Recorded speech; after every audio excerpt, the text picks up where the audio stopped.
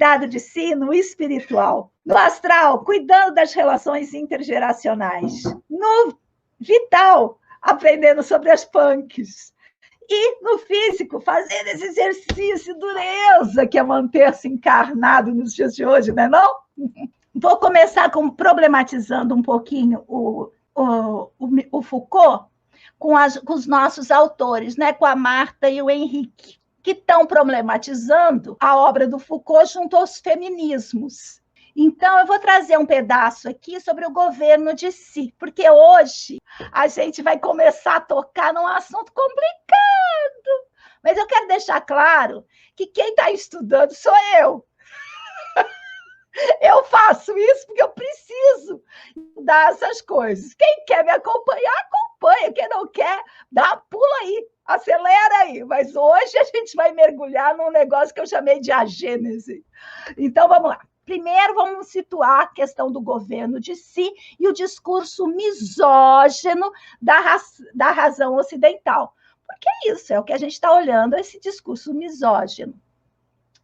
O governo de si, a maestria de si e o controle dos apetites e das paixões com vistas à governabilidade, inicialmente de si, depois dos outros, tão enfatizado por Foucault, parece-nos muito similar ao discurso da razão ocidental, que atua dentro de uma lógica tipicamente masculina. E é mesmo, a gente vai ver logo a seguir. Que sustenta a primazia da razão sobre o sensível, ou seja, não experiência, só intelecto. A primazia da razão sobre o sensível, sobre o corpóreo e sobre a experiência. Embora ressalte que sua produção derive da experiência sensível e que cada obra é, ao mesmo tempo, fruto e busca de uma transformação. Usando dessa ambiguidade, podemos retornar à filiação Foucaultiana à tradição filosófica na busca da relação entre sujeitos e verdades.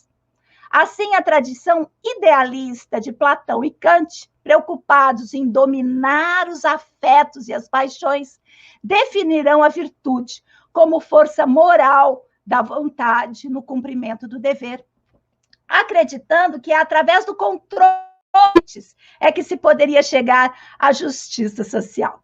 Bem, eu trouxe esse pedaço, por quê? Porque logo, logo vocês vão ver que a gente vai entrar numa questão que é prévia a isso, mas que vai trazer, está nos trazendo uma pista. Então, ali a gente estava falando o lugar, e eu não acho que o Foucault é filiado a isso, ele estava olhando para esse pensamento, que é a gênese da cultura ocidental, que nos constitui quanto estrutura.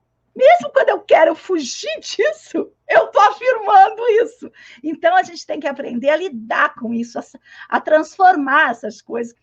Eu chamei de mediações instrumentais, e eu vou dizer por quê. Porque eu estou elaborando trabalhos manuais, da parte de antroposofia da imanência e educação steineriana. E ali, essa separação da técnica do ser humano. E aqui está a gênese disso. E aí eu queria trazer para vocês, olha, mediações instrumentais, ou como Sócrates e Alcebíades chegam à definição de si mesmos como alma. A gente vai ficar em suspenso, tá? Sem saber se a gente gosta ou não gosta desse assunto por enquanto. Mas a gente vai caminhar a semana toda a partir disso. Porque assim, eu lanço um assunto no dia que a ênfase é o cuidado de si, sigo com ele até a outra semana. Outra semana não, a cada 5 dias. Então, é uma gênese importante.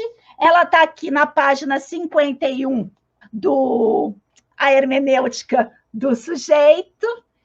E a questão, né, que está sendo levantada ali por Foucault é: queremos saber o que é justiça na alma do indivíduo. Isso é muito pertinente para nós hoje. E olha, e a gente sabe que Sócrates e Alcebíades são um problema para nós. Mas a gente não vai falar disso, não. Vamos olhar o que o autor está trazendo. Ora, não é de modo algum o que se passa no diálogo. Ou seja, ele está dizendo que é preciso governar a si para governar o outro. E ele está falando que não é isso que está acontecendo lá no Alcebiades. É preciso examinar melhor como Sócrates e Alcebiades, em sua discussão, chegam à definição evidente, mas, ao mesmo tempo, paradoxal. Anotem isso. De si mesmo como alma. Olha que interessante. De maneira muito significativa, a análise que irá nos conduzir da questão o que é meu eu, a resposta, sou minha alma. É um movimento que começa com um pequeno conjunto de questões, sumiria, se quisermos, de um modo como passo a expor. Quando se diz Sócrates fala a Alcebiades, o que isso quer dizer? A resposta é dada. Quer dizer que Sócrates se serve da linguagem. Esse se serve, anota aí também, quem está estudando. Muito bem. Esse simples exemplo é ao mesmo tempo muito significativo. Eu vou em frente, tá, gente? Vou pular um pedacinho, trazer só aqui, ó. Trata-se, consequentemente, de fazer passar para uma ação falada o fio de uma distinção que permitirá isolar, distinguir o sujeito da ação. Olha que eles estão armando, gente. Eles estão armando o terreno para a dicotomia do ser. E o Foucault está achando uma linha de fuga, está achando um jeito da gente ultrapassar essa dicotomia estrutural que o pensamento ocidental trouxe. A distinção irá isolar, primeiramente, o sujeito da ação e o conjunto de elementos, palavras, ruídos, etc., que constituem essa própria ação e permitem efetuá-la. Então, está dizendo que o sujeito faz uso da linguagem. Então, há uma dicotomia entre o sujeito e a linguagem. Aí diz assim, olha, essa espécie de fio que a questão socrática faz passar entre a ação e o sujeito será utilizada, aplicada em alguns casos fáceis e evidentes, e que permitem, em uma ação, distinguir o sujeito de todos os instrumentos, utensílios, meios técnicos que ele pode pôr em ação. Eu vou fazer uma digressão aqui só para dizer. Na aula que eu preparei para os trabalhos manuais, eu trago exatamente esse exemplo. Como esse pensamento fez com que o pensamento moderno e socrático pensassem na técnica apartada do sujeito. Como se a técnica pudesse ser alguma coisa em si, sem a pessoa.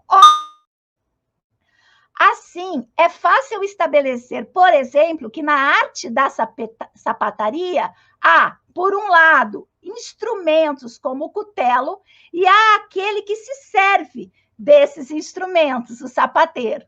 Na música, há um instrumento, por exemplo, a cítara, e há o músico. O músico é aquele que se serve dos instrumentos. Vamos em frente. Entretanto, o que parece muito simples quando se trata de ações que, por assim dizer, têm mediações instrumentais, olha que interessante, pode também valer quando se tenta interrogar não mais uma atividade instrumental, por exemplo, um sapateiro cuidando lá das coisas, mas um ato que passa no nosso próprio corpo. Olha como eles estão preparando a cama para separar corpo e mente. Quando, por exemplo, agitamos mãos para manipular alguma coisa, o que fazemos? Pois bem, há as mãos e há aquele que se serve das mãos. As mãos e eu são duas coisas separadas nessa concepção. Há um elemento, o sujeito, que se serve das mãos. Quando olhamos alguma coisa, o que fazemos? Servimos-nos dos olhos. Isto é, há um elemento que se serve dos olhos. De modo geral, quando o corpo faz alguma coisa, há um elemento que se serve do corpo. Mas que elemento serve do corpo? Tcharam! A pergunta. Evidentemente, não é o próprio corpo. O corpo não pode servir-se de si. Como assim? Diretamente, que quem se serve do corpo é o homem. Eu vou deixar homem mesmo. O homem entendido como um composto de alma e corpo? Certamente não também. Pois, mesmo a título de simples ponente, mesmo supondo que ele esteja com a alma, o corpo não pode ser, nem a título de adjuvante, o que se serve do corpo. Portanto, qual é o único elemento que efetivamente se serve do corpo, das partes do corpo, dos órgãos do corpo e, por consequência, dos instrumentos, e finalmente se servirá da linguagem? Tcharam! Pois é, e só pode ser quem? A alma. Portanto, o sujeito de todas as ações corporais, instrumentais e da linguagem é a alma. Alto se serve da linguagem, dos instrumentos e do corpo. Chegamos, pois, à alma. Vou parar aqui, chamando a atenção que depois o Foucault vai pegar esse servir-se de, que é o que a gente vai estudar durante a semana, e vai dar ele vai conseguir um lugar, digamos assim, para ultrapassar essas dicotomias. Muito bem. É isso. Então, gente, eu agradeço demais, viu? Demais mesmo o apoio que vocês estão me dando. Vamos para o primeiro Drops? A gente está lendo um texto. Hoje a gente está lendo vários textos, como sempre, né? Muito bem. Um texto sobre gerações. E, claro, da seleção da professora mestre Cláudia Soares, professora da pós-graduação Artes Manuais para Terapias. E a gente está lendo Mulheres Velhas, a luta continua. Eu adorei esse texto. A gente vai ler esse pedacinho aqui no final. A gente já estava lendo, né, gente? Dizendo lá o que as mulheres de hoje estão fazendo, mulheres que serão amanhã. Era isso que a gente estava lendo ontem. Hoje a gente vai ler assim. Sumi! Já é corriqueiro o termo feminização da velhice, ou a velhice feminizou. Ou seja, na velhice avançada, há mais mulheres do que homens.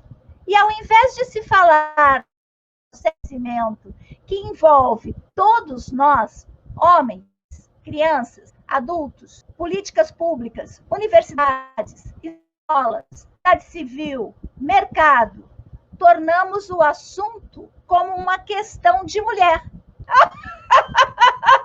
E por se tornar uma questão de mulher, dane-se, né, gente? Muitas vezes, em uma mesma família, encontramos a existência de mais de uma geração de velhas. Quem acompanha as redes sociais pode ver isso claramente. Velhas postando fotos de suas mães centenárias, nonagenárias, octogenárias. Reparou? O que será que isso quer dizer? Bem, isso quer dizer muita coisa que a gente vai ler amanhã. Segue aí comigo o tempo todo, a gente está estudando junto. Olha essa foto, que belezura. Amanhã ela vem também, olha lá. Essa é a Beltrina Corte, que está escrevendo. Muito bem. Deixa eu ler esse pedacinho também, essas meninas, né, da Mandala Lunar. Olha só, ela está falando da sugestão. Nossa sugestão, a escrita, né, gente? A escrita como cuidado de si, que é uma das tecnologias de si que Foucault aponta. Nossa sugestão é que você escreva para você mesma no futuro. Olha lá, escreve para sua velhinha, como se mais ninguém fosse ler, com a liberdade de se expressar sem medo de ser julgada, revelando seus pensamentos e sentimentos de forma não seletiva e registrando tanto alegrias quanto raivas, tristezas e desafios. Ao escrever um diário, assumimos nossa vulnerabilidade e ajudamos nós mesmas a digerir e liberar pensamentos ou sentimentos reprimidos. Uma graça essas autoras, viu? Vamos para o vegetal? Ai, estou precisando mesmo dar uma pausa para tomar um gole de suco verde. Hoje o suco verde tem, olha que foto linda dele, na xícara. Hoje o suco verde tem Ora Pronobis, Bela Emília, Hortelã, Manjericão, Trapaueraba e Saião. Etia nós! E a gente está lendo aqui do nosso livro Culinária Selvagem o prefácio da Neide Rigo, que tem um texto gostoso. A gente já está lendo o prefácio. Muitas vezes a gente faz isso, né? Deixa eu ler o prefácio lá no meio do livro em diante, quando a gente já está, digamos assim, apaixonada pelo livro. Aí a gente quer ler tudo. Prefácio, prólogo, apresentação. Ai, ai. Vamos ler, então, esse pedacinho. É o último parágrafo dessa página. Logo a gente vai acabar o prefácio também. Os autores, né? Ela está falando, lembra, gente, quem não estava? Olha, ela acordou de madrugada, foi para o mutirão de horta, né? Com o pessoal que são os autores do nosso livro, ficou espantada com a beleza e assim a sabedoria das pessoas envolvidas. E agora ela vai falar dos autores. Os autores, Michele Jacó e Nilson Sintra, já expõe com clareza o que o projeto representa, qual foi sua trajetória e o que se espera dele. Portanto, limito-me aqui, nós já lemos, né, gente, a apresentação do projeto. Limito-me aqui a dizer que o grupo fez um trabalho primoroso, aproveitando não só a colheita da comida produzida coletivamente, também toda a sabedoria que botou naquele pedaço de terra. Especialmente porque essas pessoas encararam o desafio de plantar espécies pouco conhecidas, as punks, plantas alimentícias não convencionais. E ainda levaram o assunto para a sala de aula. Gente, vocês lembram, né, que eu já mostrei aqui onde é que fica a horta, lá no prédio da Universidade Federal do Rio Grande do Norte, no meio dos prédios, a horta está lá. Então, gostaria de acrescentar que me sinto um pouco madrinha do projeto, fala Neide Rigo. Primeiro, porque estive presente bem no início, e depois, porque as punks são uma constante no meu repertório de interesses. No nosso também, não é? Eu sou apaixonada pelas punks, não sei vocês. Hoje aqui em casa, pena que eu não coloquei, teve uma torta com uma punk maravilhosa. Taioba é punk. Físico, corporificar. Taioba é punk, Má. Tá dormindo. Muito bem. Então, no corporificar, a gente está na metodologia do como, né? Stanley Keleman. Hoje eu tô tagarela, já passei da minha hora. Desculpa, gente. Olha só, estamos no passo 5 e a pergunta é: que respostas crio para isso? Lembra dos passos? Primeira coisa, imaginei uma cena recorrente na minha vida qualquer. Construo essa cena de novo. Por exemplo, fico tensa no ombro. Eu não fico, mas tem gente que fica. Aí eu faço todo um exercício para perceber essa tensão, para esforçar essa tensão, deixar ela ainda pior, e depois ir relaxando. E com esse relaxamento, ela pergunta: que respostas crio para isso? Diz então o Stanley Keleman. Passo 5. Usando o que acabo de aprender, porque o bom de aprender é usar o que a gente aprende. Neste ponto, a escolha. Adoro isso. Posso esquecer o que acabo de experimentar e continuar como no modo anterior. Posso percorrer os 5 passos, mas ficar enfeitiçado por um deles, ou seja, eu vou até um lugar e não vou adiante. E posso ficar à espera intermináveis, né, gente? Por mais insights ou sentimentos. Tem gente que faz terapia mais para isso, né? Para ficar, digamos assim, apaixonada pelos insights que aparecem, mas não rompe com aquilo, continua na mesma. Ou posso usar o que acabo de aprender e formar uma nova resposta. Para isso, pratico usar-me de novos modos, convertendo os insights em ação. Ele é da ação, né, gente? Consistentemente, dou-me comandos para usar meus olhos, músculos e pés de outro jeito. Lembro-me de relaxar as constrições do peito, destravar os joelhos e respirar mais plenamente. Deste modo, meu mundo interno encontra passem para o mundo externo. Acho isso lindo. Meu conhecimento interior torna-se o quê, gente? Ação social. É isso que importa. É, portanto, uma conexão entre cérebro, coração e músculo. Eu adoro isso. Para esse passo é praticar muitas e muitas vezes, de diferentes modos, para formar uma nova resposta. Eu acho isso lindo demais. Gente, adoro, obrigada pela companhia e sigamos em frente. Tchau, tchau.